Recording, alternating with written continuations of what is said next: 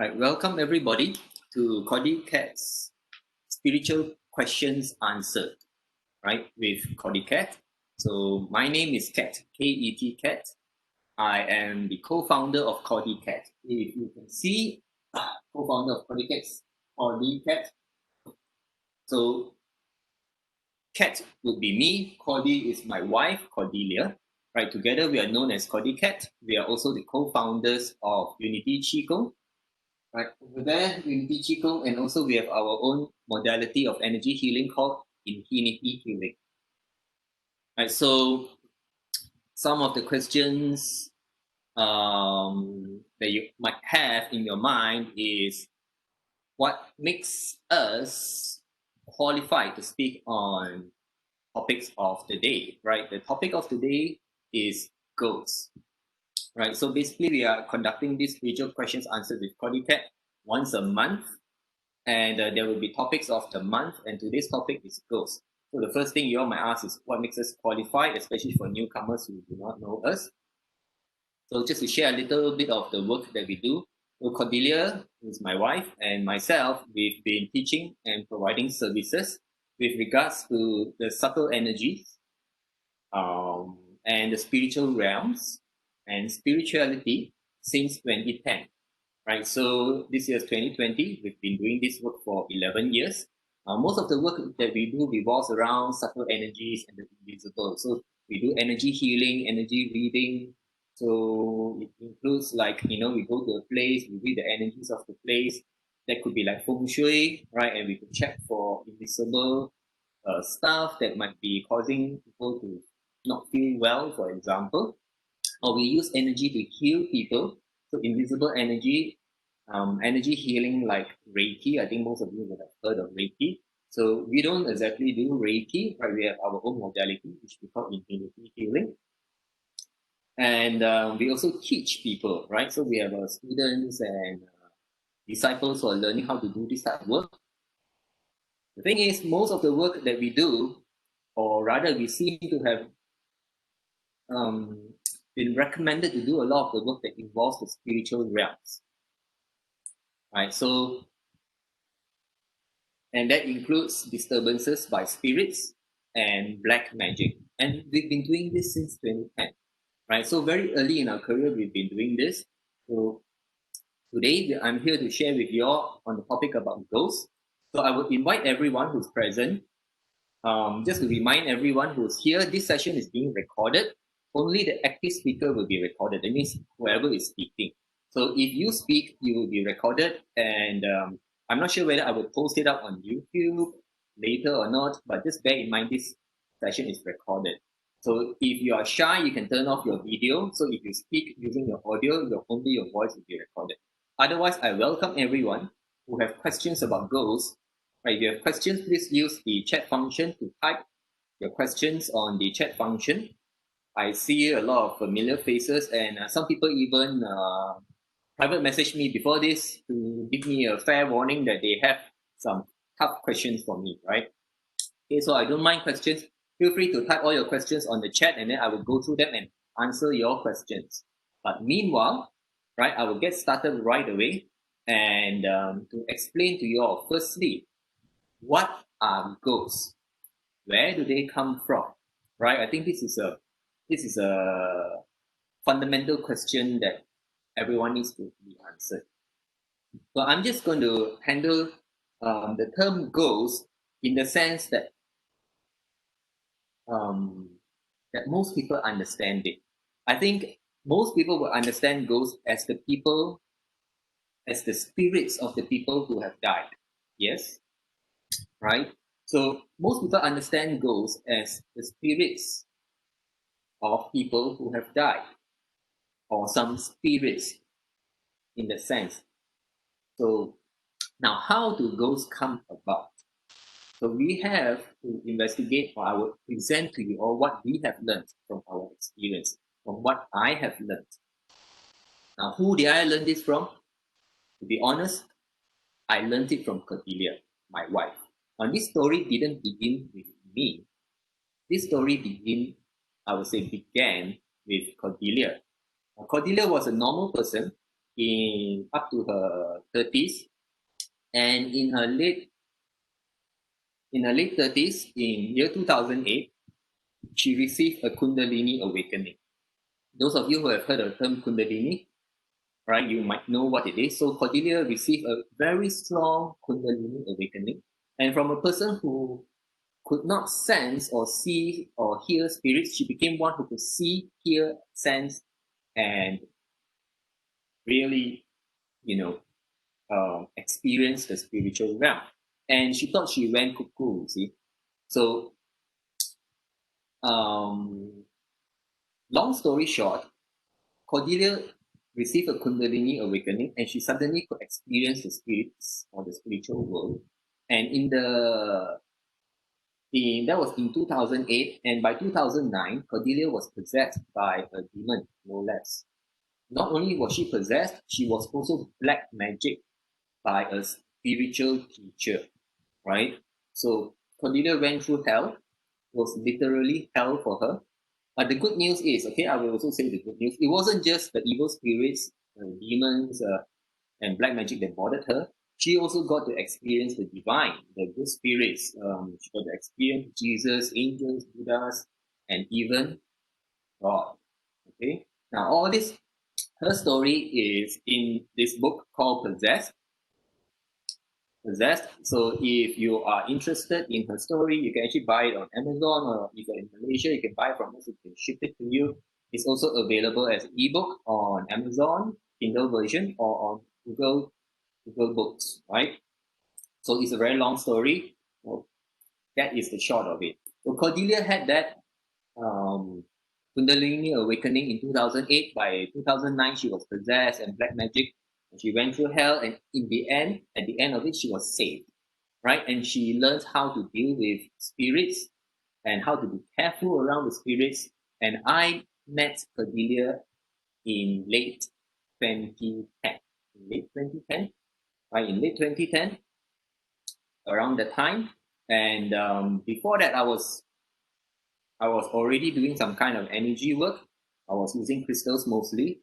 But one thing I noticed, right, when I was using crystals to help people, I noticed that some of my clients I couldn't help because they had spirits or black magic with them. So, and when I encountered Cordelia, so I became one of her disciples, and I learned from her. Eventually, I was, I'm the stand-up disciple. So I became her work partner, and now we are life partners. Okay. So I see some newcomers who are still coming in. Just to remind everyone, this session is being recorded.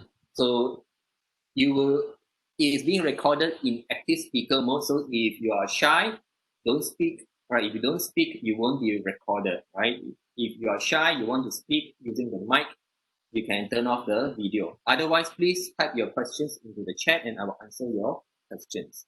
Okay, so back to the topic, how do ghosts come about? Ghosts, in the traditional sense, in the sense that most people know, are spirits of dead people who did not move on. What do I mean by who did not move on? So let me kindly explain the death process. Now, how many of you have heard of near-death experiences? Near-death experiences. Right. I trust some or even most of you have heard of near-death experiences. If you read about near-death experience, or if you know someone who has had a near-death experience, the stories that they tell are always very similar. So most of the stories in near-death experience tells of this.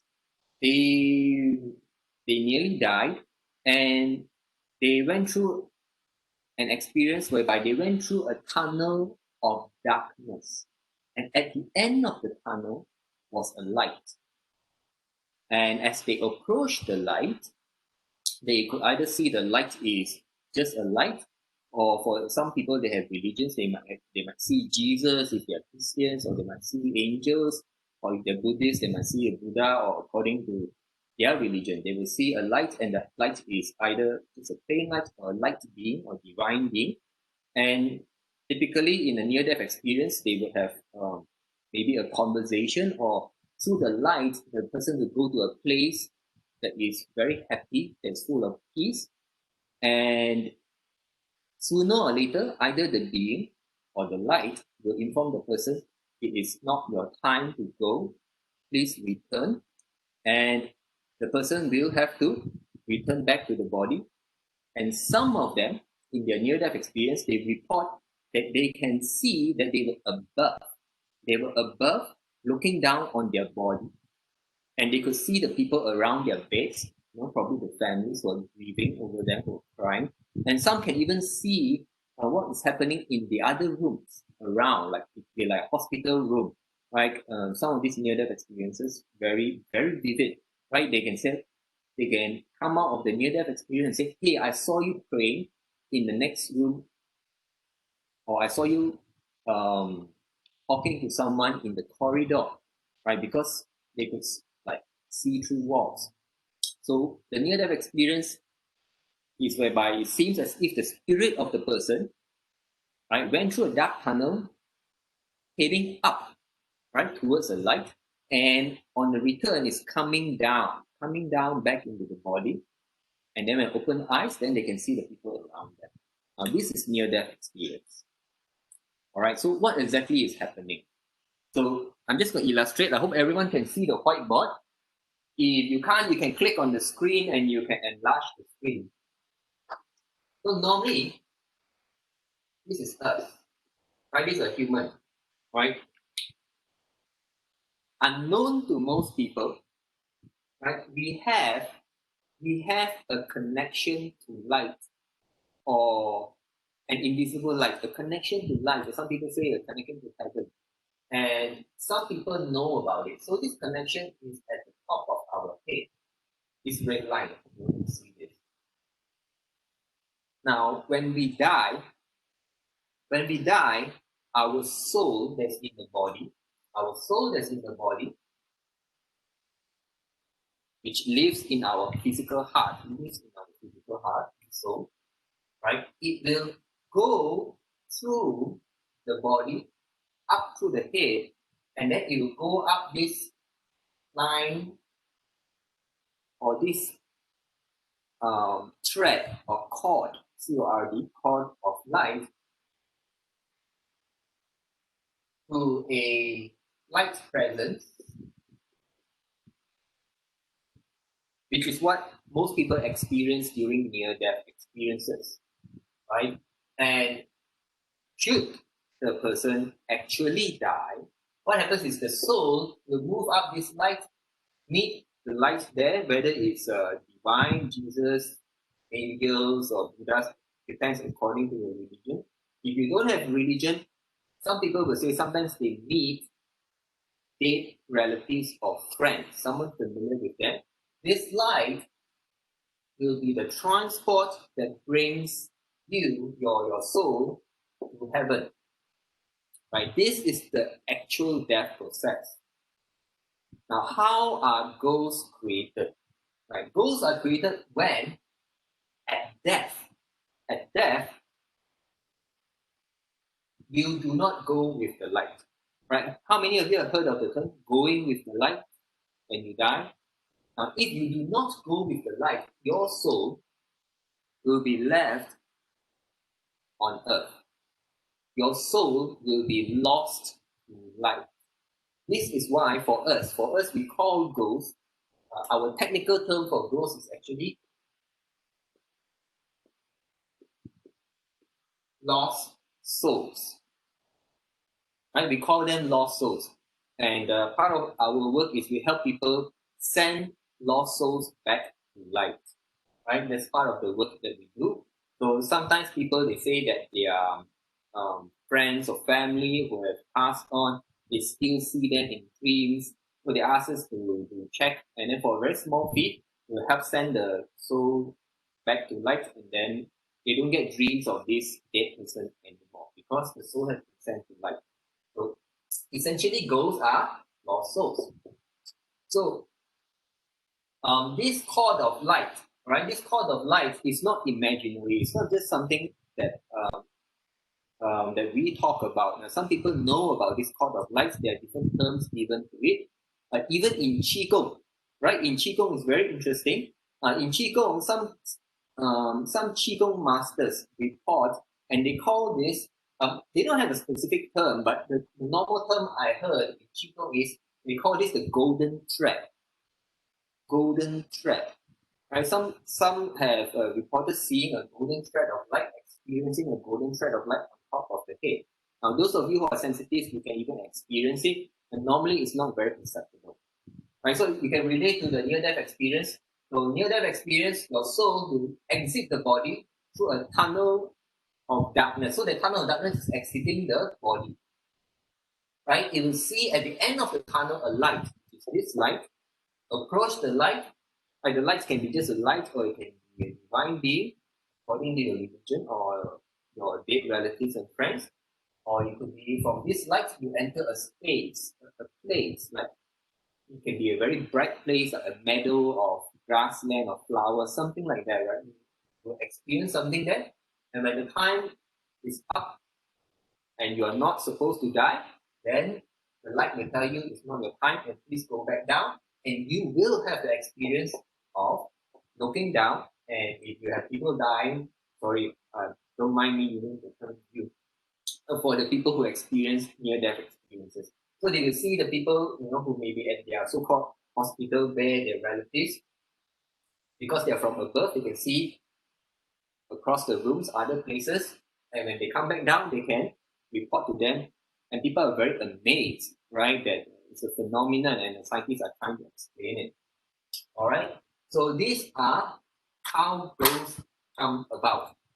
Now, the next question that I would like to answer before I address everyone's questions. So everyone, if you have questions, please type it in the chat. Use the chat function to type, so I will address all the questions one by one. If you would like to speak, feel free to speak. Bear in mind this session is being recorded and it might be posted on YouTube or something later on. So it's recorded on active speaker mode. So you will only be recorded with your face if you have your video on and if you speak. So if you don't speak, I'm the only one who's being recorded. All right. So please type your questions. I'm just explaining the basic stuff about ghosts. Now, so as I explained, ghosts are lost souls. Lost, that means the souls that are lost to light. Why? Firstly, they choose not to go with light. Now, what are the kind of reasons that cause a person not to go with light? I think everyone can imagine. Now, the common reasons would be like, oh, I've got family, I've got kids, I've got children, I've got wife, I've got husband, I've got grandchildren, I need to help take care of them. Now, bear in mind this, okay? This is an advice for everyone. You are meant to go with the light, right? The best chance to go with the light is at your point of death. Because if you lose this chance to go with the light, you need to find people like Cordelia and myself, or some of our disciples who are trained, or our students who are trained to send souls back to light.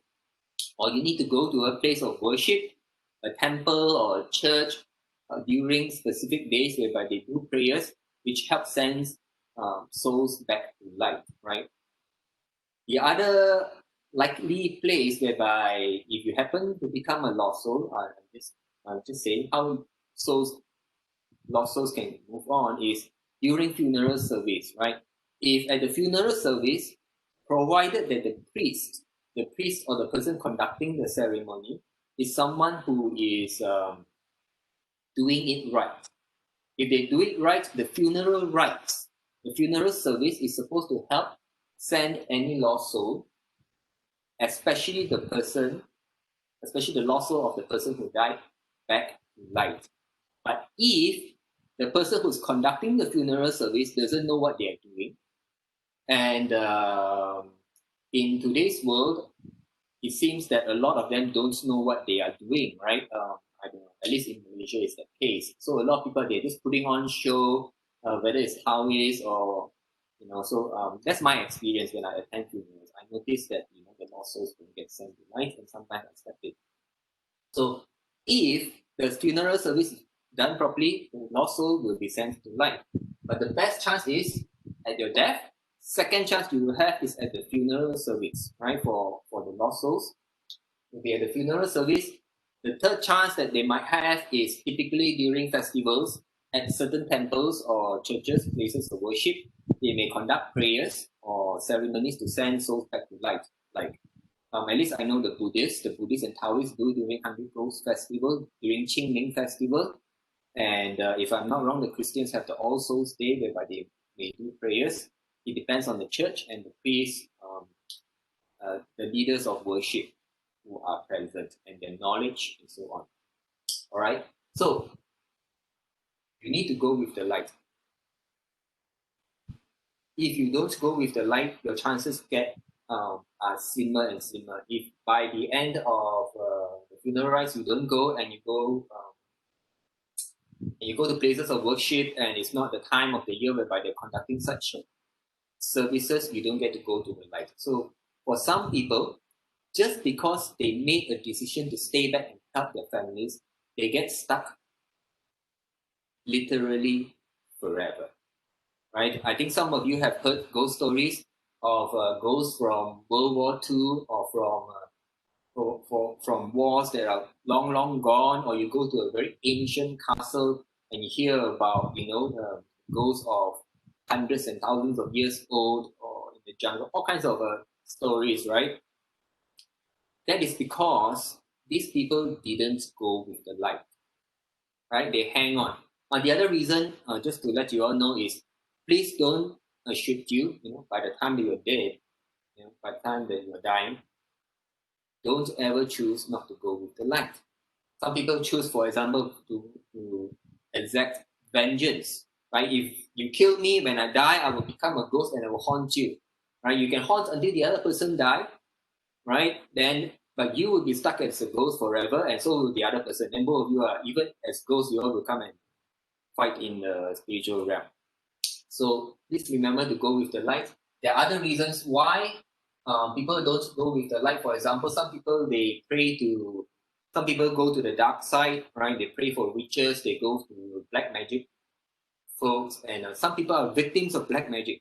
Even victims of black magic, they become lost souls because victims of black magic, typically the black magic sends some evil spirits. It could be demons, and the demons will sever this connection to light, right? The evil spirits can sever your connection to light such that at the time of your death, you may not have the chance to go with the light. There are all kinds of different scenarios that can happen. I'm just naming some of them to help you understand.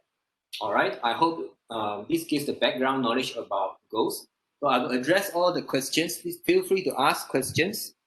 I expect a lot of questions. You can type out your questions, or if you want, you can speak. All right, I will go right to the top. So Edwin is asking, can ghosts hurt people physically? How to protect from ghost disturbance? Right? Okay, that's a very good question. I think quite a few people will have that question. Can ghosts hurt people physically? Now, the answer is yes, but that does not happen often. Okay, that does not happen often. Most of the times, ghosts cause people to be mentally and emotionally negative. This is what I observe, right? Some people, the people who are more aware of the spiritual realms, people like Cordelia, myself, some of you, some of the clients, students, disciples who are here online today, right? They are very sensitive to the spiritual world. Now, the more sensitive you are to the spiritual realm, the more the spiritual realm can affect you, right? I would say the gift, when people receive the gift of being able to interact with the spiritual realm, the gift is like a double-edged sword, right? So you can see the ghost can see you clearly, they know that you're there, right? And they're more aware of you, same way as you're aware of them, right? So can they hurt you physically? In most cases, they do not hurt you physically, but there will always be the class of ghosts whereby they can actually move objects, right? They can actually move objects. They can actually influence the physical world. So ghosts, they're actually energy beings. I call them energy beings because they are consciousness. They are consciousness in the form of energy. So they don't exist physically, so such that you cannot really touch them or knock on them, not in the sense that we can do with another person who's here physically, right? They can be here, but they are invisible and they are ethereal, right? So, but they can affect objects physically. So some of you, maybe let me share with you some stories. Quite often my clients, they get disturbances. For example, a lot of the ghosts can affect electrical appliances, right? TVs can on by themselves.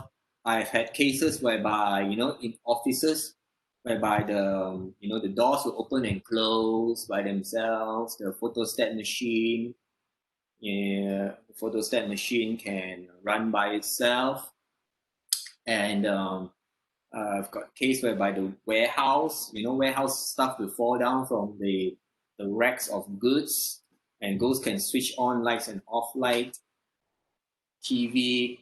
And I've got a client, one of my clients had three fridges, right, refrigerators, spoiled because of evil spirits. And after the evil spirits were removed, all three refrigerators worked again. So the client ended up with 3 refrigerators, right? I've got lots of stories. So can they affect things physically? Yes.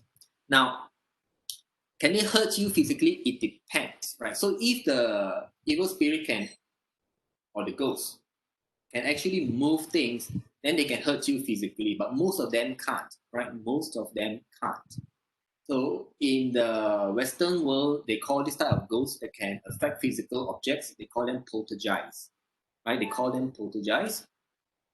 In Asia, we don't use the term poltergeist much, but that is a technical term. Poltergeist, they can affect physical goods.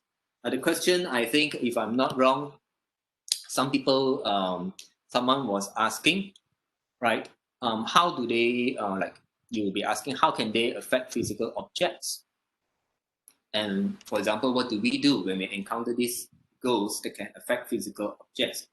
Or when our clients tell us the ghosts, the spirits can affect physical objects.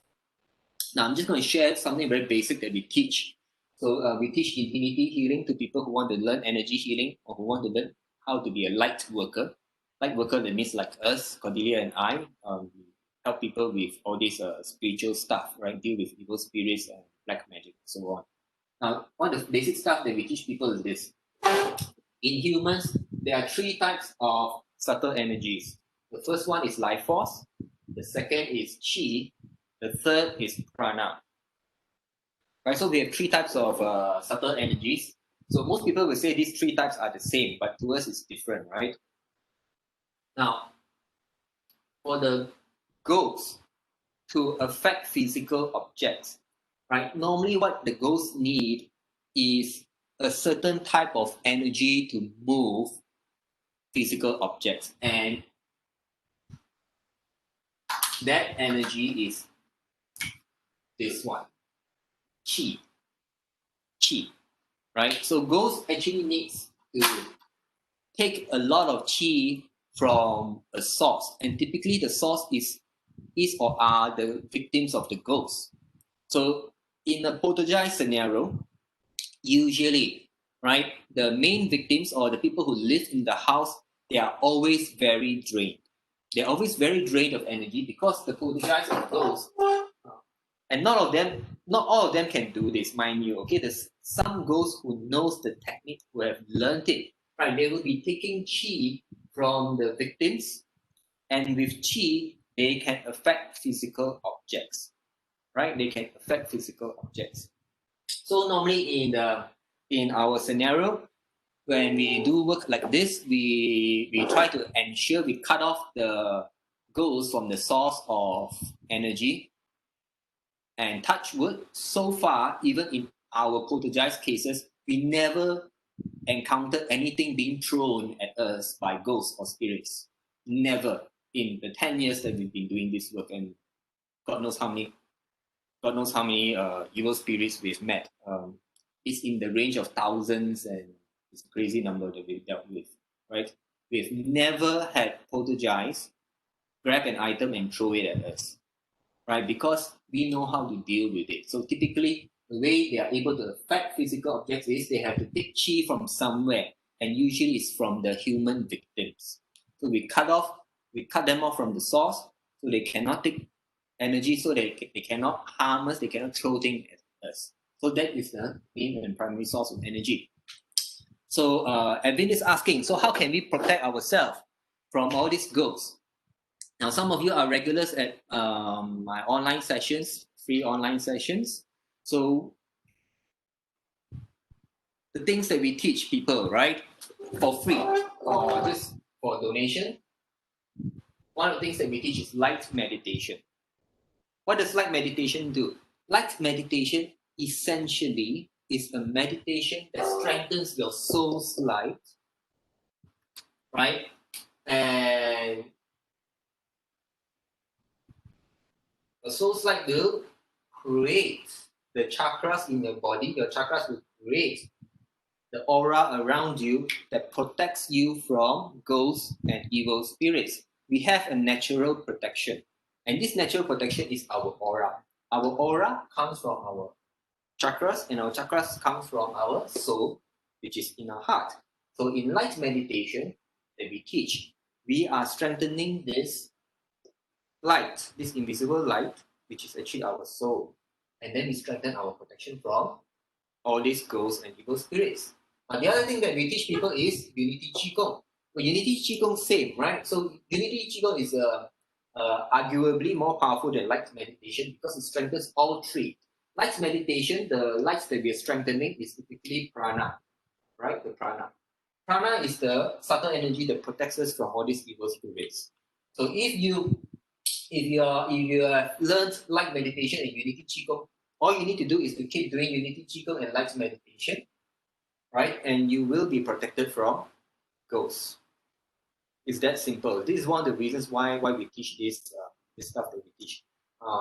But Unity Qigong has a lot of benefits, right? Health benefits, including physical benefits, and light meditation, like any meditation, has all the benefits of meditation, but it protects you from ghosts, right?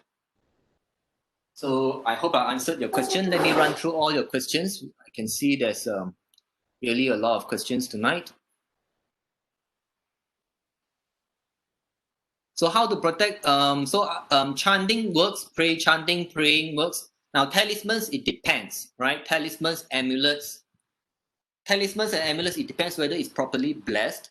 And now, some of you might not believe this. Now, when you have an amulet of protection, you need to know whether the amulet of protection uses the power of light to protect or the power of dark to protect.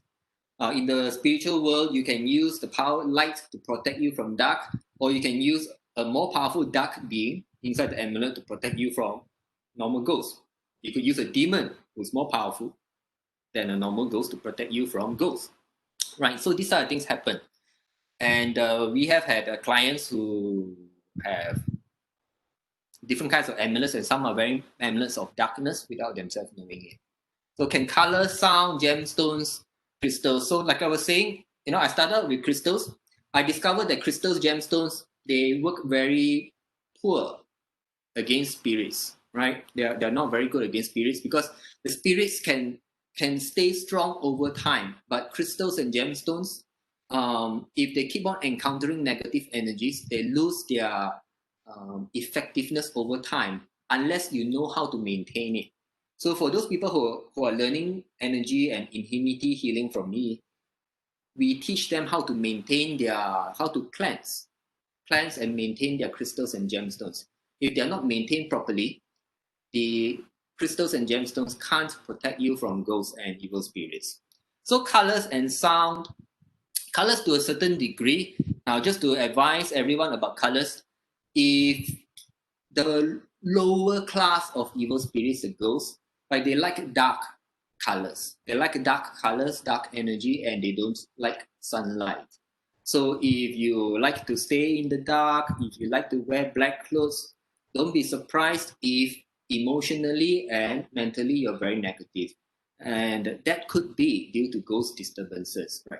So ghost disturbances not necessarily has to be poltergeist. Not necessarily you have to experience something out of the ordinary.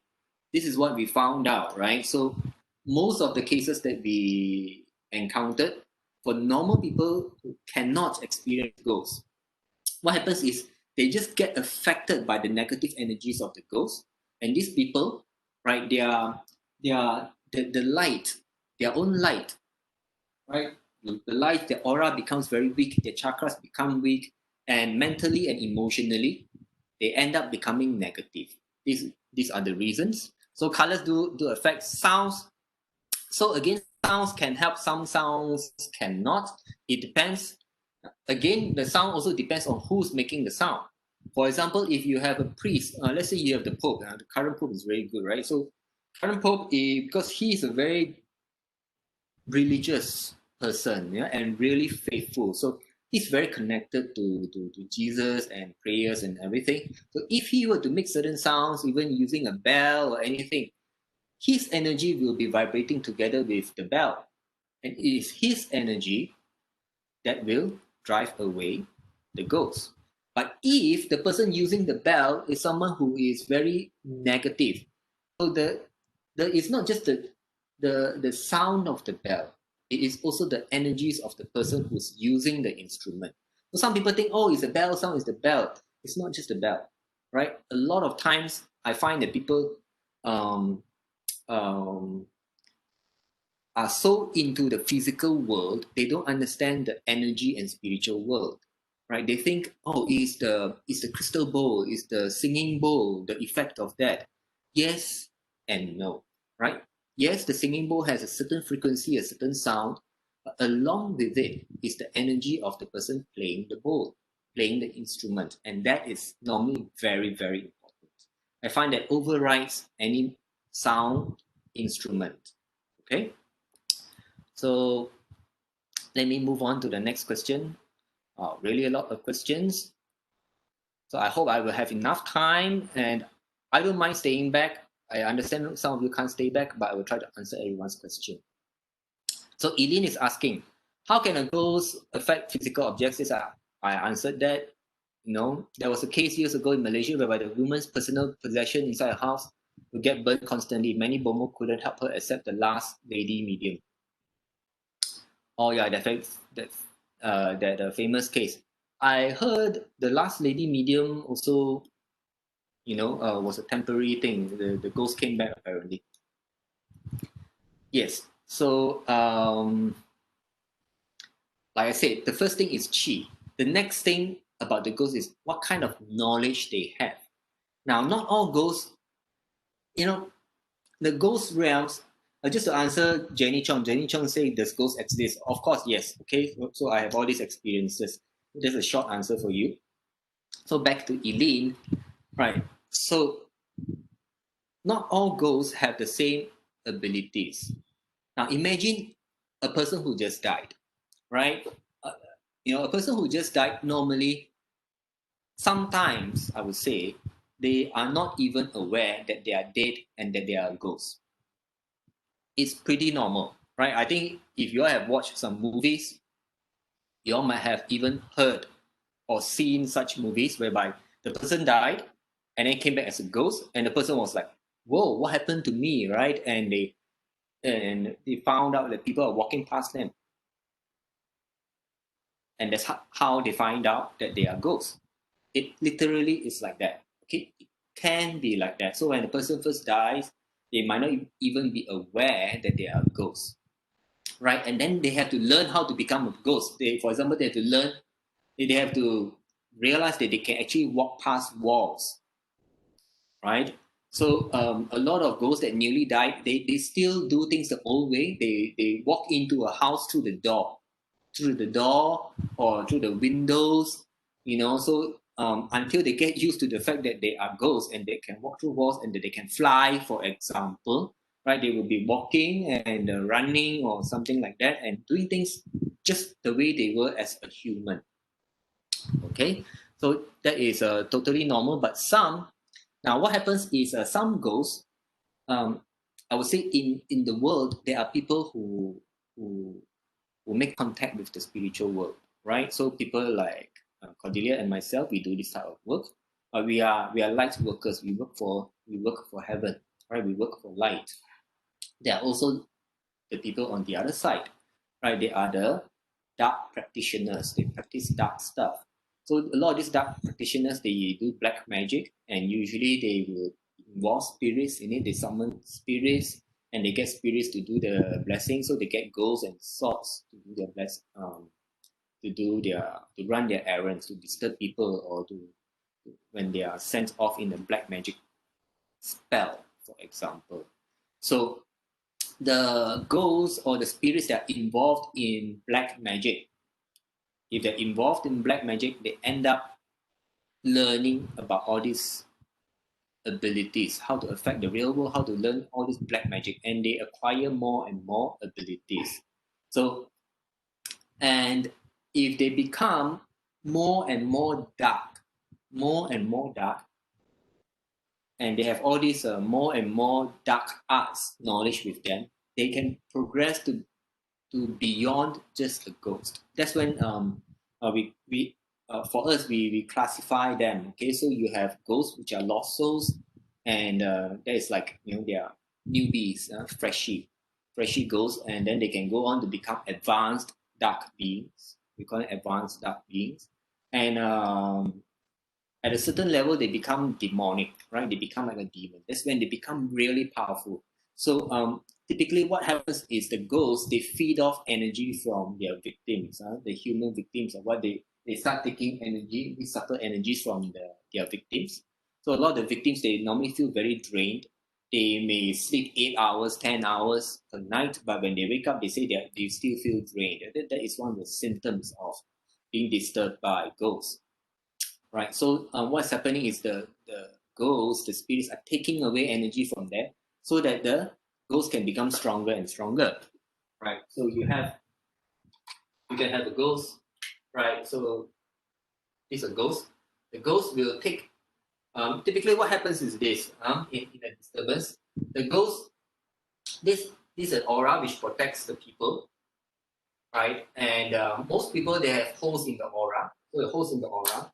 So what the ghosts do is the ghost will send some messages, or will cause people to become angry. So it's like the proverbial.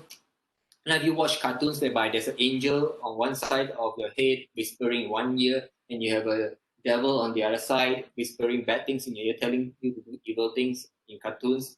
Now that kind of happens in the real world. It happens kind of like that. So what's happening is the ghosts, they can come near you, especially if your aura is weak, right? They will whisper in your ear and they will get you to become angry. So you become angry, your energy becomes dark, right? Your aura becomes dark. When it becomes dark, the ghost can take the energy. It can take the energy, and the ghost will become a bigger ghost, right? At the same time, right, over time, because they're taking the energy from you, your light will weaken. So your aura will become smaller and smaller. It becomes smaller and smaller. At the same time, the ghost becomes stronger and stronger. And over the years, right, this ghost may become so powerful, it can become like a demon. This is actually what's happening that we see. So that's answer some of the questions about people asking about demons and all that. Okay, so let me move on to the next question. How long before a person can be rebirth, reincarnated after they die, especially after suicide, unnatural death person? Now, Evan, this question actually is very, very interesting question. There is no straightforward answer. Now, there is something very technical involved over here. If you become a ghost, right, you do not get to reincarnate because you do not go back to light. Okay? If you become a ghost, you do not get to reincarnate. You stay stuck as a ghost. In order to reincarnate, you need to move on, or you need to get sent back to light. You need to go back to light. If the lost soul remains a lost soul, that lost soul cannot be reincarnated. But having said so, there's actually a system whereby it's something more technical. I will speak about the higher soul and higher self, or what we call the primary soul, right? So the ghost, that is a totally more advanced topic, which I think we can talk about it later, right? But essentially, there is a way whereby every soul gets to reincarnate, right? Every soul goes back to heaven, and every soul reincarnates. At the same time, if you become a ghost, you do not get to reincarnate. This lies in the answer in that everyone has more than one soul. Okay, each person has more than one soul. But the main soul that you experience, right, is this soul here in the physical heart. And this one, if you do not go with the light, you do not get to reincarnate. All right. So there's actually another soul, but that's an advanced topic. Okay. So let me move on to the next question. How long? How long? So how long before rebirth or reincarnation? Actually, depends. What happens after you die and you go with the light? You need to go with the light. Okay, if you go with the light, you go back to heaven. In heaven, you begin a process of a review process, right? You will have a judgment day, whereby you will be judged for your life on your life when you were alive. You'll be judged, right? You'll be sort of like given marks, said, so did you achieve what you wanted to achieve, which in what way you did well, in what way you didn't do as well, in what way you need to redo, right? Redo or resit, right? Like resitting a paper, like you fail the exam, you need to pass, you need to resit for the paper again. So sometimes you didn't do well, in your next reincarnation, you need to do it over again. I understand not everyone believes in reincarnation. Nevertheless, this happens to all souls, no matter your religion, right? No matter your religion. If you are very interested, you don't have to take my word for it. There are actually books on this subject now. There are actually, for example, psychiatrists and psychologists. They have done research, and most of this research is done through hypnotherapy. I've not read any of these books, although I have heard of them, and I think I have one or two books, but I've never read them because I'm involved in this work naturally. So I just bought the books just out of curiosity. I never read them, but I understand in what happens is those psychologists or psychiatrists, they use hypnotherapy, right? Use hypnotism. With hypnotism, they can hypnotize people back to their past lives, to remember their past life.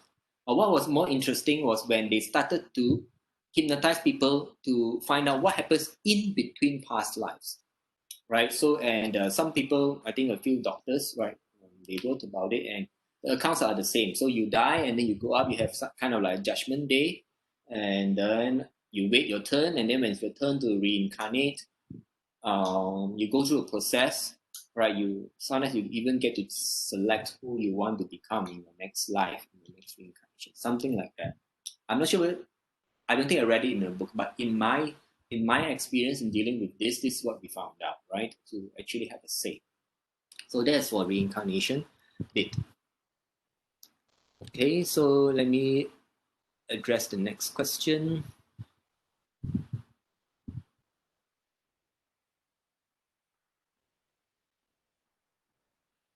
Is it possible to relieve the ghosts from earth and send it back to heaven? Yes, that's part of the work that we do. Right, we send them back to heaven or send them back to light.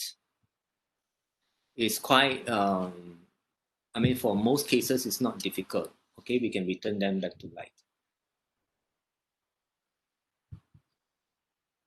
So someone is asking during the 7th month, Jenny is asking during the 7th month, do spirits come and taste the food? Now that's a very good question. Yes and no. Right? They do not really taste the food. They're taking energy from the food. They're taking energy that people put into the food. Now, when you put food out there, or when you make offerings, you're putting energy there, and they're taking the energy. So, in fact, I advise this: do not do it. Yes, do not do it, because if you do this often, now imagine, for the Chinese, we have this 7th month whereby we celebrate what we call the Hungry Ghost Festival. We believe that the gates of hell open this month, and the ghosts will come roaming the streets, especially hungry ghosts, right? And what people do to appease these spirits is they put food and they burn incense and offerings at the side of the road, outside the house, outside the shops, so that the ghosts don't enter the house or everything. But in my experience, if you do that, the ghosts are going to stick around your property, your house where you burn, and if they know who you are, who's burning, they will try and follow you home, right? So I advise don't do that. In fact, it's not that good. But there are no doubt, for example, some people, they find that they are being disturbed by ghosts and they make offerings and it seems that the disturbance go away. I will tell you this, yes, the disturbances go away, but they stick with you, right? So they don't reveal their presence anymore because you keep on feeding them, so they don't need to create disturbance in the house or to make you know that they are there. But as long as you keep feeding them, they will stay around with you, and your energy will become more and more negative, and your person will become more and more negative. All right. Okay. To the next question. Eileen said, in certain part of Indonesia, they believe children can be kidnapped by ghosts hidden from humans. There were cases whereby the child will be found weeks later in a day state, stating that they can see the family or wander around, but nobody could see or hear them. The ghost was feeding them, stealing food for them. There's some very interesting stories now. Most ghosts, they affect. Most ghosts cannot affect everyone, right? Most ghosts can. I would say most ghosts affect the people who are more spiritually inclined, the people who are more sensitive to subtle energies and the spiritual realm. Okay, so most ghosts, they will target these people, and these are the kind of people who um, who we call mediums, right? They're spirit mediums, whereby ghosts or spirits can enter their bodies, whether it is spirits of light from heaven and the divine, or spirits of the dark. So mediums are people whereby the spirits can enter the body and they can move them and speak and so on and so forth. And there's a second class of people which we call the channels, right? Channels are people whereby the ghost can tap onto their heads and brain and control. I would say they hack into their mind, they hack into the brain, hack into the mind, so that they can the spirits can speak through these people. And sometimes these people, after speaking, delivering a message from the spirits, right, they lose consciousness or they cannot remember what they said. It's very common. So most of these spirits will go and victimize such people, the mediums, the channels, and the people who can see them, the people who feel them. They're not so interested in the people who are, who are oblivious, who don't know that the ghosts are there. They're not so interested in them because the ghosts will have more fun, right? More fun and can do more with the people who can actually experience them, who can actually feel them. So I would say in such cases whereby the children are made to disappear, for example, either they affect the child so much that that is the experience of the child, or for example, in cases like this, where there are mediums and channel ability are genetic, right? So it gets passed down from ancestors and down the generations, down the descendants. Now, I've seen cases where the entire family are mediums or channels. So, and when these people are being disturbed by ghosts and evil spirits, it's like there's a whole, it's like there's a village of ghosts in the house with them, right? And because all these people, they are so easily affected by ghosts, right? So they can be made not to see things or to see things. And this is purely because they are very sensitive to ghosts. In most cases, it's like that. In order for ghosts to actually affect the real world, they need a lot of energy. They need a lot of chi energy from some source, or there's like a very powerful demon. And because they themselves are made of energy, they normally do not waste energy. Because if they use up the energy, they're gone. They become smaller and smaller, and they evaporate away, and they're lost. Right? So they will be conserving energy. So most of the times they're victimizing the mediums, the channels, and they're causing people to have experiences that normal people would think that they're crazy, that they're cuckoo, right? It does not happen in real life, but it happens in their minds.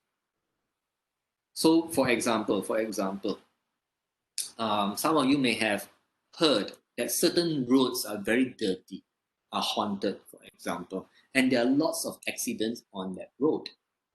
Now,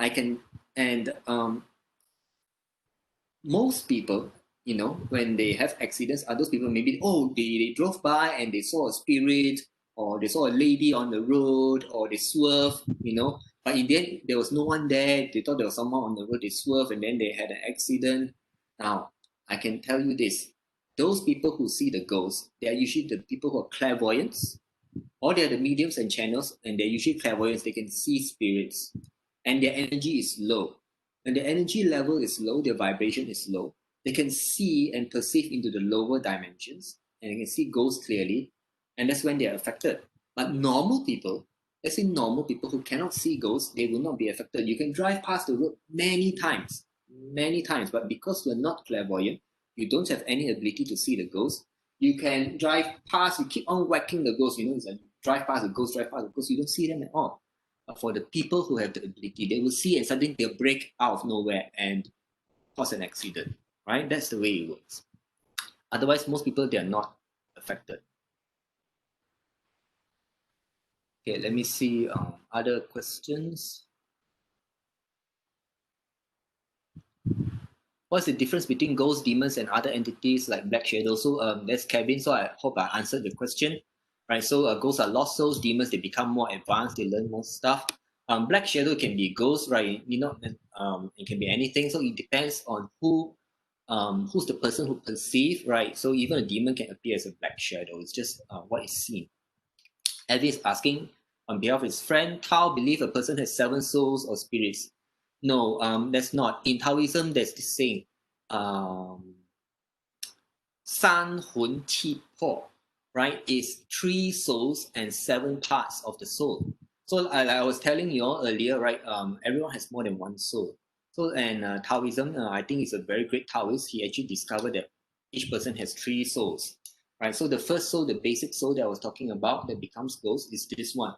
That's in the heart, right? That's in the heart. That's the main soul. There's 2 other souls, right? One is the higher soul, which you all may have heard of people talking higher self, higher soul, and we call them as primary souls. That is the technical term. I understand that is the preferred term. It's primary soul, right? The one in the body is called a secondary soul, and there's a third soul, which is the secret soul, which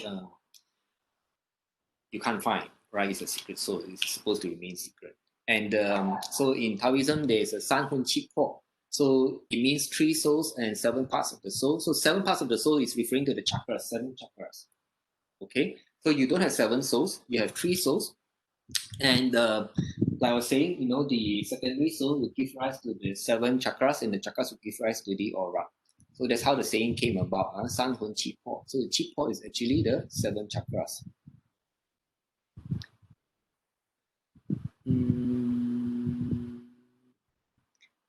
Jenny is saying, according to older generation, the souls of dead person who will get to linger around the earth for 49 days. Yes and no. So when it comes to ghosts and all these cultural practices, take note that ghosts of different cultures follow different cultural rules. Right? So like if in Africa, the belief is ghosts only get to stick around for 7 days, then you only stick around for 7 days, and then the heaven will take you away. will send you off back to light, because everything depends on culture. If your culture is 49 days, so most likely 49 days, or your religious says 49 days, then you follow the 49 days. So in that sense, heaven is very heaven is very adaptable, right? Very understanding of the situation on earth and of the belief system. So if you believe according to your religion it's 49 days, it's for 49 days. If you believe it's 7 days, it's 7 days, right? It's not fixed, right? And it's so that's why you find that different people will say different things in different parts of the world, and they're all true. Okay, they're all true. Now, what is the next question?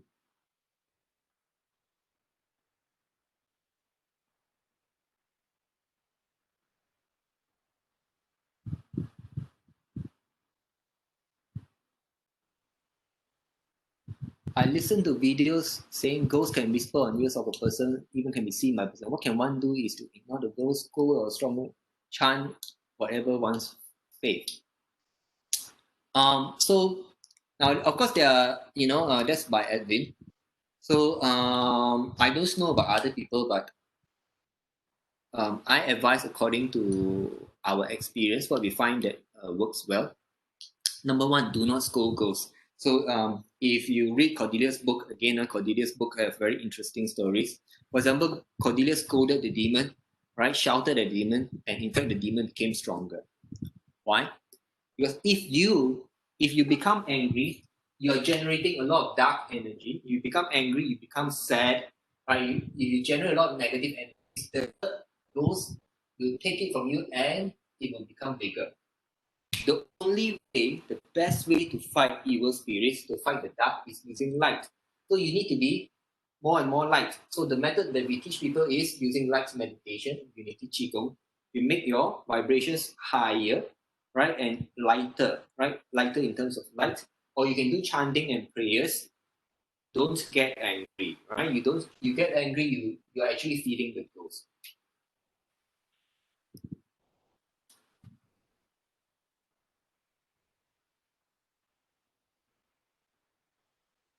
Let me see the next question. So taps is saying in my culture, there is a spiritual practice where the soul of the recently deceased is called back into the home to protect their family and descendants to become an ancestral spirit. Does this sound like the souls that come back become lost souls because of the practice? So everyone taps is from Africa, Zimbabwe. So he's talking about their practices there. I'm not very sure, right? But from what I understand, and from what I have experienced through you, the African spirits, from what I see, that most of these so-called ancestor spirits are lost souls. That means they die, and they don't go with the light. So they become lost, so they're stuck here on earth, and they're bonded to the family by the vows, by the prayers, and they protect the family for generations and generations. But if you think based on the soul's perspective, it's like they lost the chance to go back to light and to get reincarnated into a better life, and they live in service. I mean, no doubt it's the culture. I think they don't see anything wrong. But on the other hand, think of the spirits, right? The spirits that actually went back to life, they will experience something more wonderful. They will go back to heaven. You get to experience heaven, right? It's better than being stuck on earth and being involved, like, I don't know, in Africa, with all these human matters, right? Human matters. So I would say most of them, they become lost souls and they get stuck to protect this. From what I experienced from helping you with African, with these African ancestral spirits. So Kevin Lord is asking, okay, I've answered the question. So Hans is saying, do ghosts have awareness? Yes, they do. They are just like us, right? They are like us, and they can experience, they can feel, and now they cannot experience the physical world the way that we can. So for that reason, sometimes ghosts want to possess people. They want to enter the person, and they want to, like, for example, most of these ghosts, they have died, right? They have not eaten for a long time. They have not eaten nice food. They have not eaten steak, or they have not had sex for a long time. So they will possess or they'll enter a person. Now, possession does not literally mean that they will take over the bodily functions of the person. They can only take over the bodily functions of a person who is like a medium, right? They will go into the medium and then the medium lose control of the body. But for normal people, the ghost can just enter a person, and most people, they won't even be aware of it. And this is based on our experience. Most people are not even aware of it. So the ghost enter the body. The ghost will make the person, for example, more horny than usual, and the person keep on wanting to go and have sex, or make the person. I have clients whereby uh, they were possessed by ghosts and they become very gluttonous. They can't stop eating, right? Because there is a hungry ghost in them, right? So, and after the ghost is removed, that desire to keep eating went away, right? So it happens, but it's not like as if the ghost control the person to eat. The ghost just enter the person, and because the ghost is hungry and keep on wanting to eat, it makes the person keep on wanting to eat, right? Or it can be a horny ghost. The horny ghost, affects the person, and the person keeps on wanting to have sex. So we've seen these type of cases. Or ghosts, for example, ghosts that died, yeah, they were people who died by committing suicide. They will go and affect people, and they cause more people to commit suicide, right? So it happens.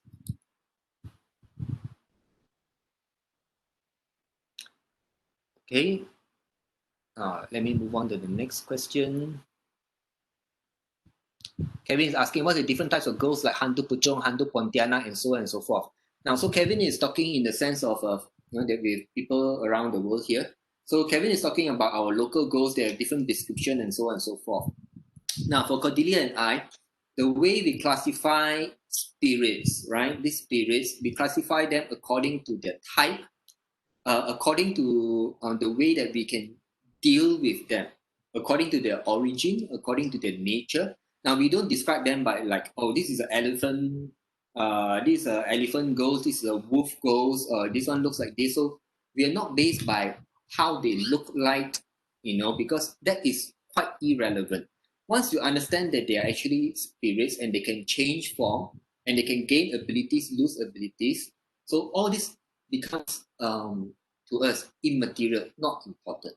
What is important is we need to understand their nature, their origins, so that we can deal with them easily, send them back to light, or send them back to where they come from.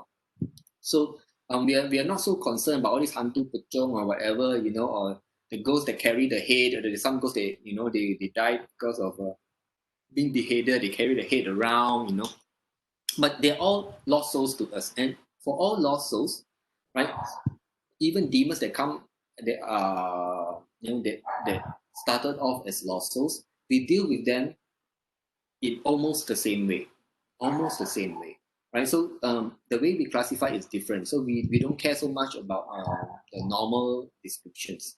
That is not helpful for us who are light workers when we have to deal with them. It's just description, and all these description and appearances, they are very deceptive, and they can, for example, ghosts can come in the form of Jesus. They are very powerful demons that can appear as, pretend to be Buddha, pretend to be angel, pretend to be Jesus, and so many people are tricked by all these spirits. So we see past all appearances, and this is what we teach people who are, people who are really serious, who want to do this type of work.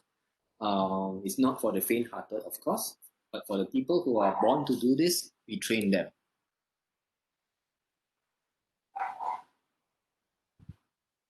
So let me see what's the next question.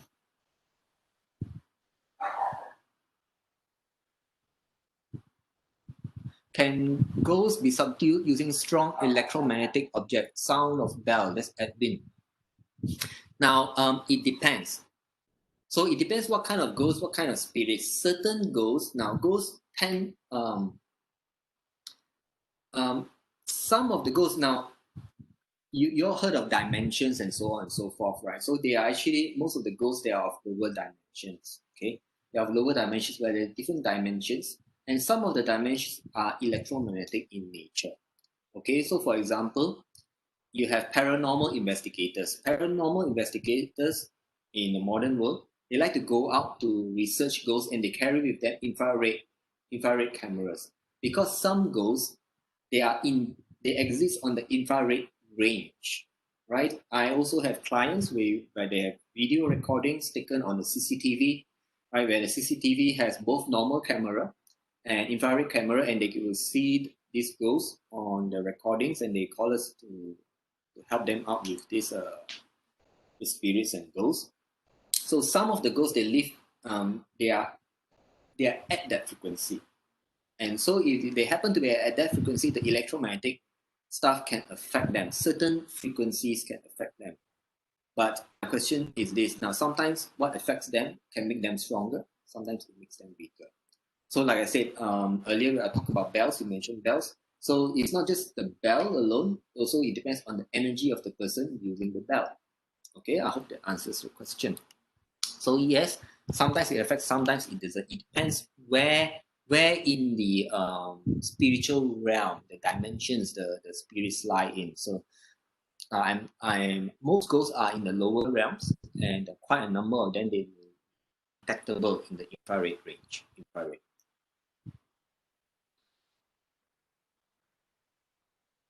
Edwin is asking what are ghosts afraid of. Now the things that ghosts are most afraid of is goodness, of light, right? So in my experience, ghosts never hangs around people who are kind, people who are good, right? Because the energy is totally opposite of them. So the ghosts, they're made of all these negative energies. Because when they die, they don't go with light.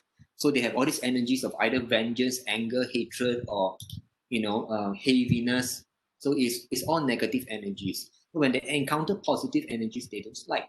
So ghosts are afraid of positive energies. So it can be like spiritual energies, mantras, and all this. They are of very positive nature. They don't like. And for people who are very positive, they don't like either. So you will see that people who see ghosts, experience ghosts, I can tell you 100%, right? Or maybe not 100%, 99%. Let me take away 1%. 99% of the people who see and experience ghosts, they themselves are negative people.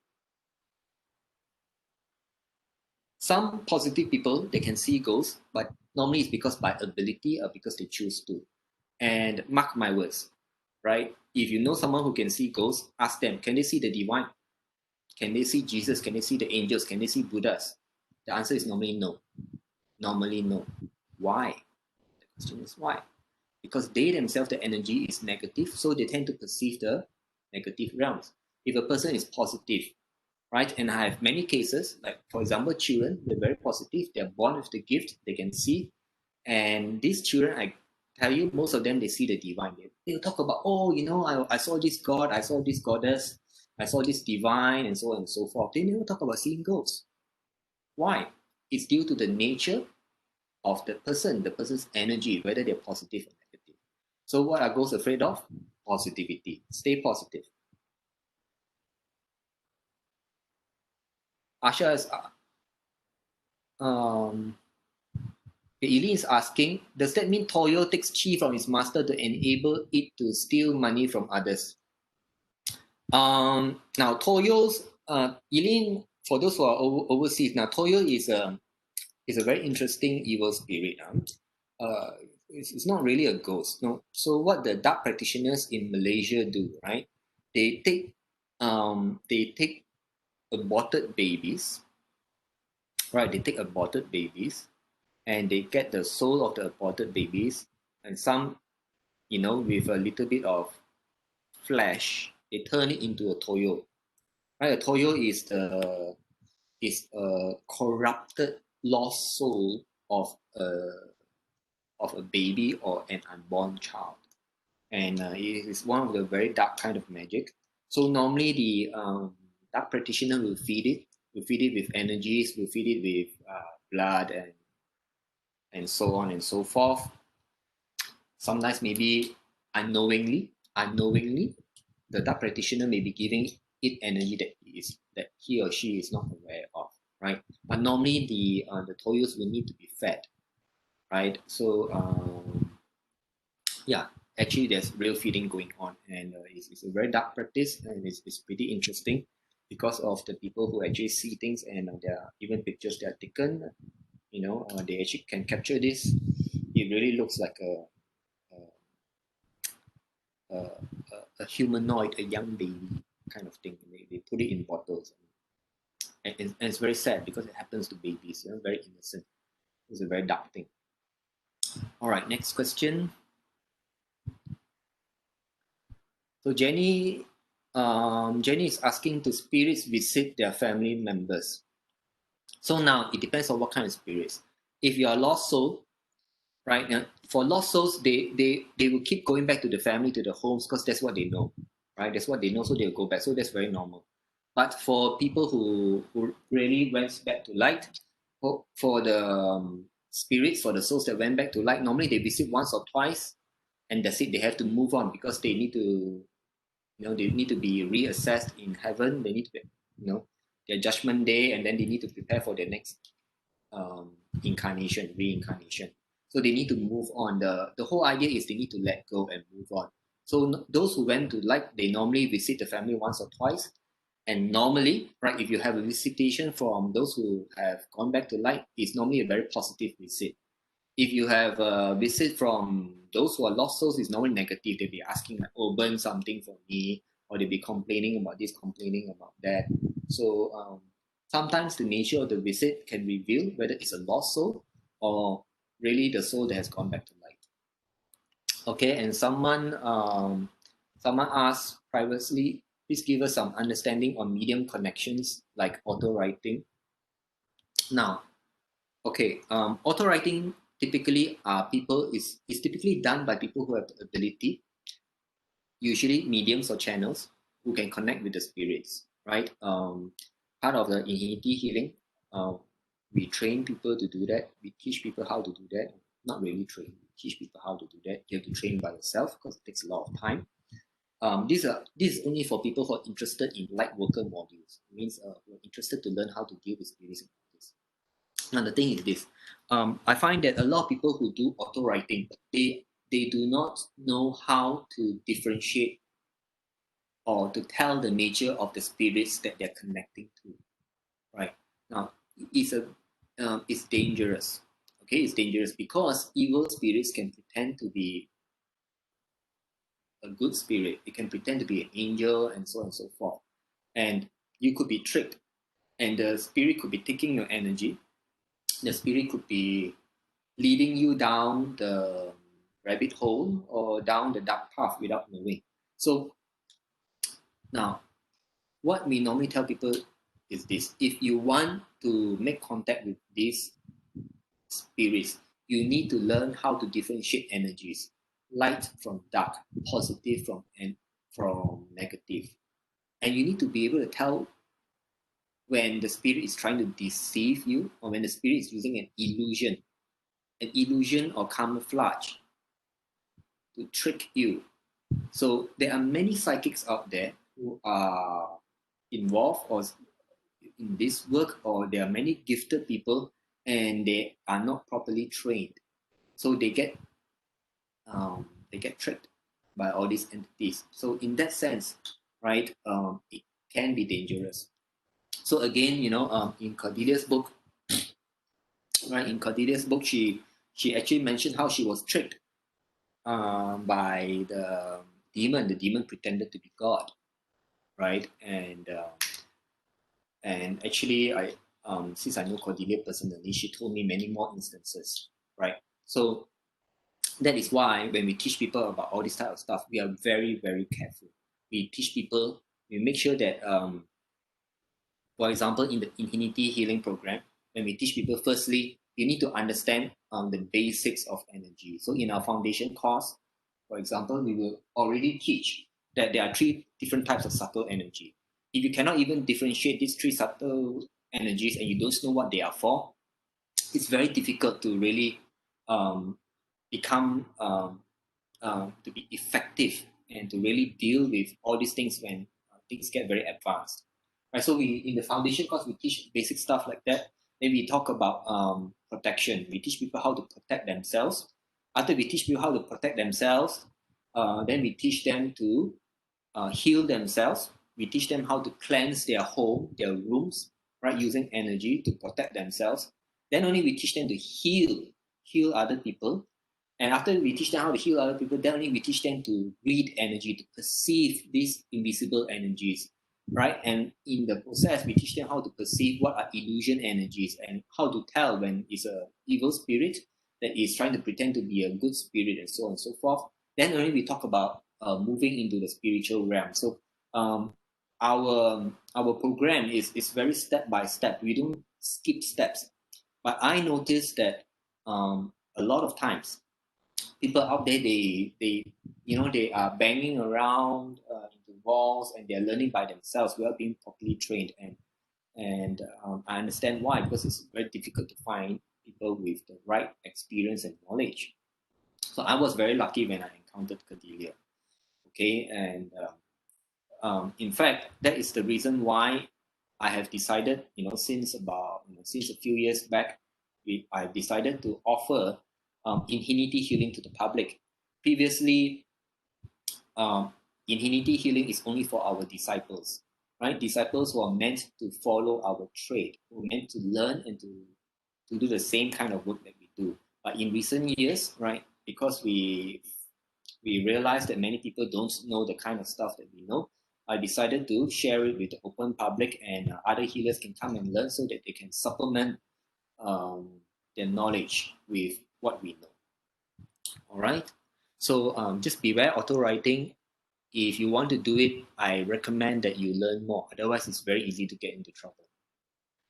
Elise, let's see. Jenny is asking, how does Bomo do black magic on a person? Look, I'm not a Bomo, so I'm not a dark practitioner. The way we understand is this: we help people remove black magic. So the way you understand is it's a spell of some sort, right? And usually evil spirits are involved, and most of the dark practitioners, they will use items. For example, could be blood or some very nasty dark stuff, and they will cast it using that. The most advanced dark practitioners that we ever dealt with, they don't even need all this stuff. They work like us. They just work with energy. They don't need physical objects to cast spells and so on and so forth. And we have encountered some of them, very advanced. So same like us, those of you who are our clients, we don't rely on physical objects to do our work. We use energy to deal with energy. Simple, right? That's the most direct and efficient way.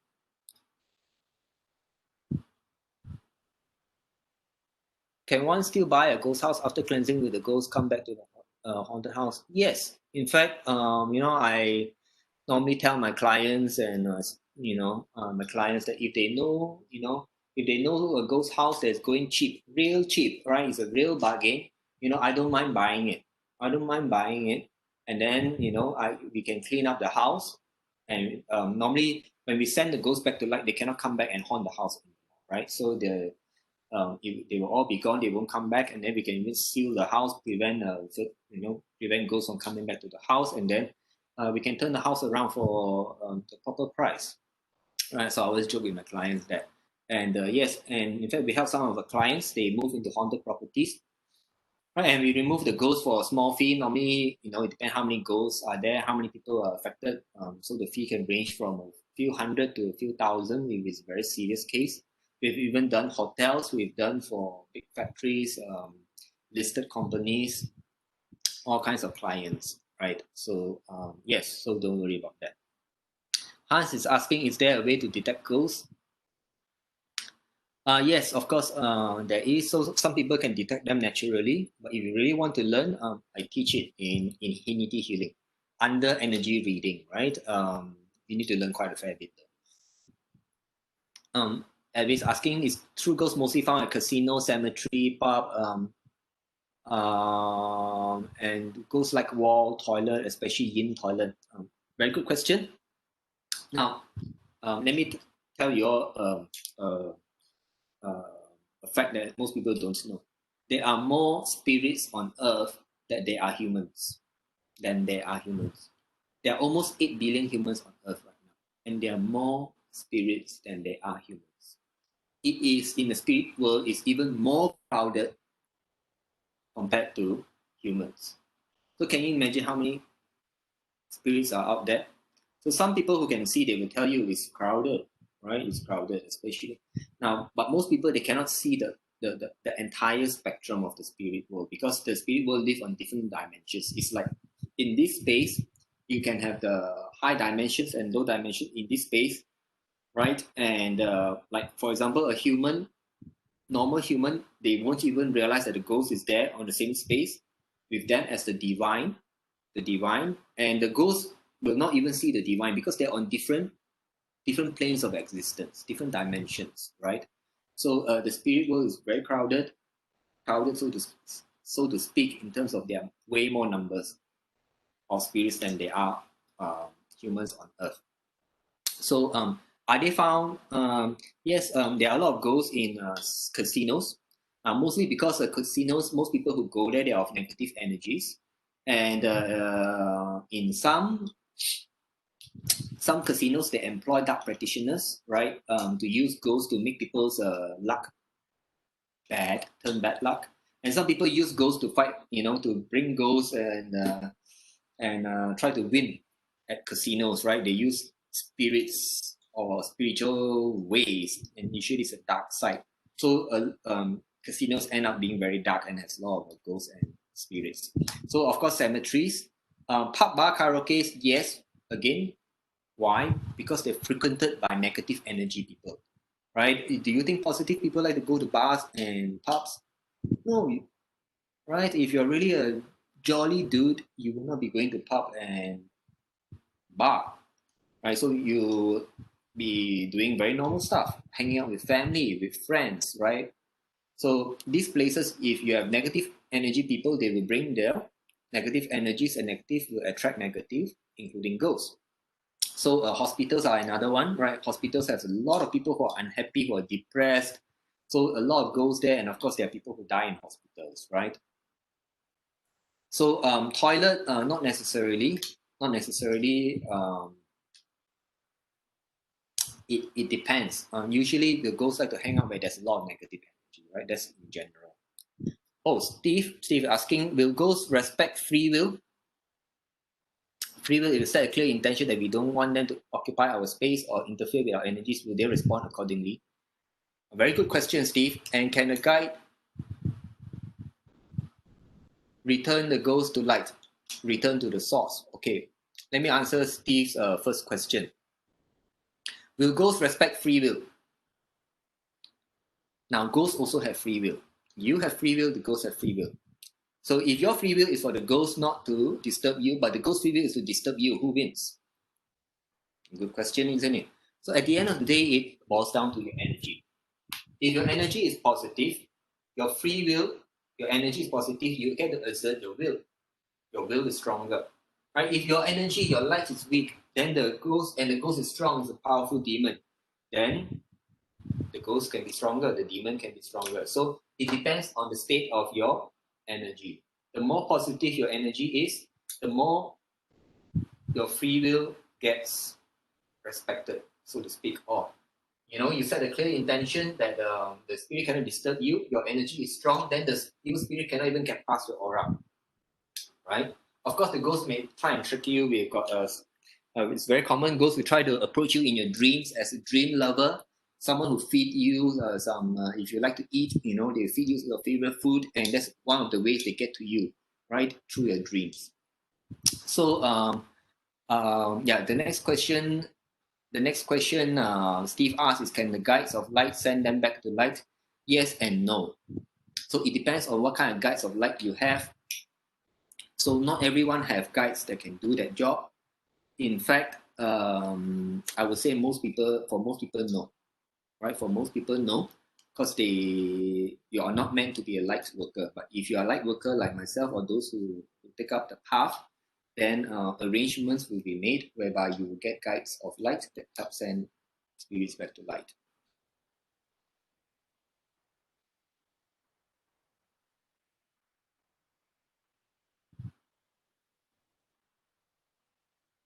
So Evan is asking, can a medium communicate with ghosts and make a deal on behalf of his or her client?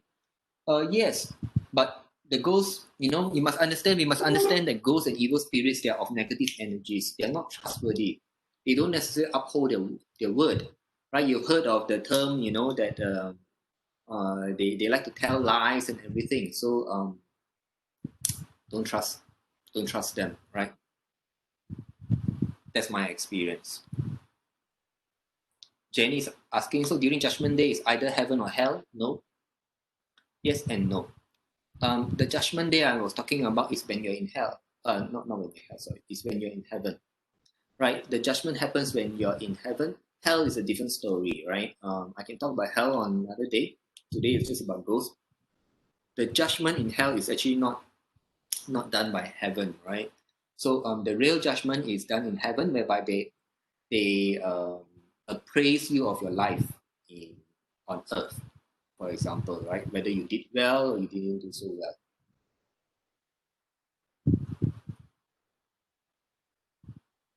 So Edwin is saying the Flatliner ghost movies are like what I explained. I can't remember the movies, so I'm not sure what you're talking about. Okay, is chanting to a deceased person more effective than making offerings of food, drinks, and burning paper, monies, etc.?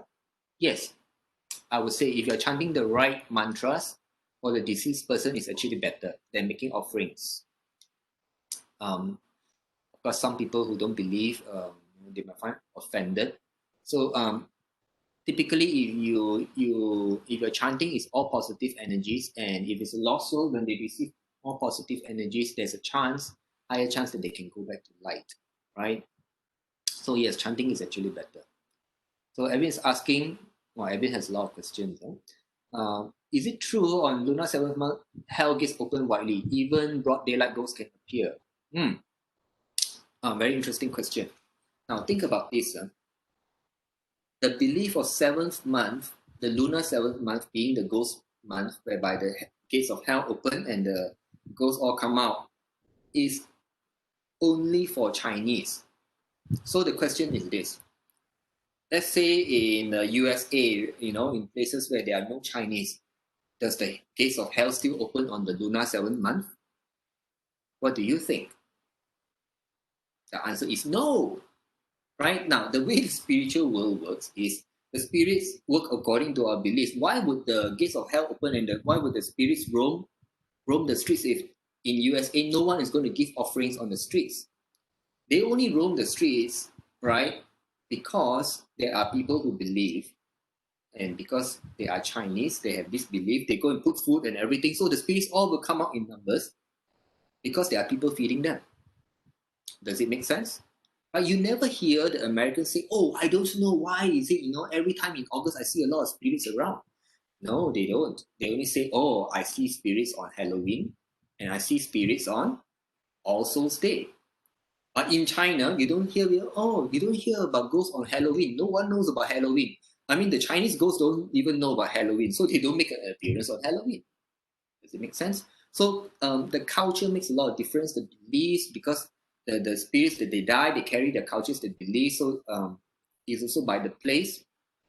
So I hope this answers your question, right? So the beliefs and the culture will also, the spirit world has to take that into account, and our behaviors, human behavior. If we, by our culture, we feed them, we give them offerings, of course they will come. All right. So Kevin is saying, I'm a past life regression therapist. Just to make clear, after death in the spiritual world, the soul will go through a review process in a very loving and non-judgmental way. For the reincarnation is the soul's free will.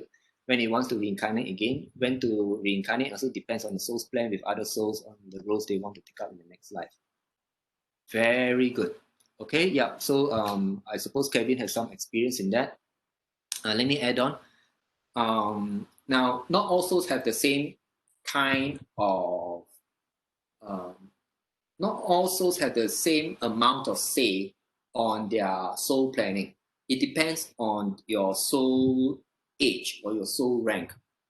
So if your soul age is very young, means you don't have much experience, most of your soul planning is being done by the authorities in heaven, right? They will help you plan because you don't have experience. But if you're an old soul, right, you're a soul with a lot of experience, you have more say in the soul planning. Okay. So again, someone asked me on auto writing, so I hope I explained. Auto writing, you have to be very careful, okay? And it's best that you learn how to differentiate whether the entities are good or bad. Otherwise, you can get into trouble very easily. So Jenny is saying, I have a friend who every month pray twice. 1st and 15th lunar day, request for peace, safety, protection during travel guidance. Chinese say, 拜该病, or pray the roadside. Now I don't advise that because you're praying to ghosts and spirits. Then you end up ghosts and spirits following you. So I don't advise. I advise against that. Everyone is asking, is it true that one can free by trying to move the last bone of pelvic in the spine when attacked by ghosts? That's a very interesting question. Right? Maybe he's saying try to move the last bone of the pelvic bone when being stacked by ghosts. So we call it sleep paralysis. Sleep paralysis. The scientists call it sleep paralysis when people are paralyzed. So in the Chinese, we call it 鬼压床 or ghost press bed, right? That means you're on the bed and the ghost press you, you can't move. So if you can move the last pelvic bone, yes, but normally you can't even move at all. Why is that? Because there's a kundalini, the kundalini in your root chakra, in the Muladhara chakra, in your last pelvic bone. If you can activate it, the energy is so strong, right, that it can help you break free of a ghost hold on you. But you can't move anyway, so that's not likely to happen. Okay. So Abby is asking what the ghosts feed on, incense or what? So most of the ghosts, they feed on the victim's energy. Okay, so they need energy. Incense are always very small. Jenny is asking why at times family members dream about their father or mother requesting for items like money or clothing. Now this is normally when the deceased are lost souls, right? They are lost souls, that means they did not go back to light. So if they did not go back to light, they will have requests. And they may come back, they ask you to burn this, burn that, or they'll come and complain, And usually now, most of my clients, when they have such experiences, they will give us, they'll contact us, and then for a small fee, and they show us a photograph of the deceased, and then we send them off to light, and they don't get visitations by them. Sometimes they get other ghosts pretending to be.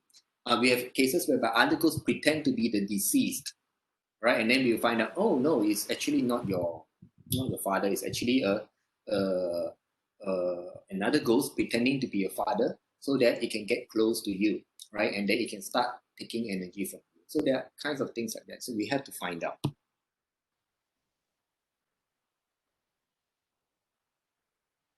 So Jenny is asking, yes, are we surrounded by ghost spirit all the time? Only thing is we cannot see or feel. I would say for most people, yes. The thing is this, if your aura is strong, right, they cannot come near you, okay?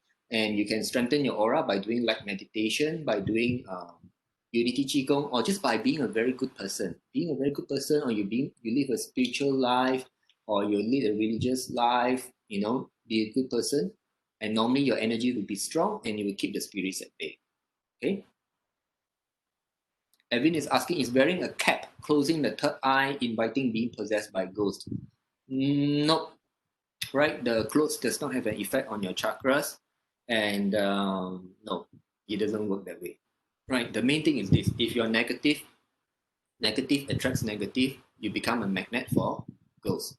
If you're positive, you become a magnet for the angels, the divine. So like I was saying, those people are very positive, and if they have the third eye ability, they tend to see the good spirits. Oh, finally, towards the end, Kevin is asking, what's the use of offering food during Hungry Ghost Festival when the soul doesn't have physical body to eat and taste the food? So, Kevin, to answer the question, they're not really eating the food, they're taking energy from the food. Especially when they offer, part of their energy goes to the food, and the food also has its inherent energy. So they're feeding off energy, right? So they're not really feeding on the food. And the last question, it seems, is from Edwin. Is it a blessing or otherwise for a person with third eye open who can see ghosts? Like I was saying, all these abilities are double-edged sword, right? So if you can see ghosts, the ghosts can see you better. That's one thing. Now, the third eye, if you're a positive person and you can see spirits, you tend to see the divine. You tend to see the good spirits. And that's wonderful, isn't it? So the key is not about the abilities. The key is in what kind of person are you?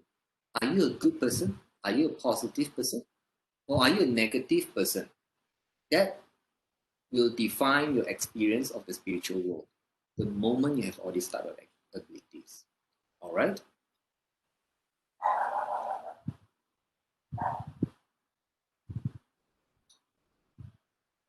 So Eileen is telling everyone food that's offered and eaten by ghosts has dark energy. Better not to eat such food after it's so some people are like, don't waste food, you offer it to the roadside and then you like, don't waste food, and after the spirits have eaten, then you eat it yourself. So normally, I think in general, even for the Chinese, whereby we practice such offerings, if you're offering it to the ghost, you don't eat the food. If you're offering it to the divine, right, to the altar, to the gods, you can eat the food. That is a general practice. All right. Okay. Wow, we have really overshot the time. I'm glad that many of you stayed. Does anyone else have any question? Okay, if you want to speak the mic, can just bear in mind you will be recorded. Okay. Any other questions? If not, we'll call it a day because really overshot. No? All right. If there's no more questions, thank you everyone for joining. Right. If you're happy, do make us a donation. I will send the instructions on how to make a donation. If you don't make a donation, it's fine too. All right. Thank you, and I hope everyone learned and got something out of this session. Thank you, and good night.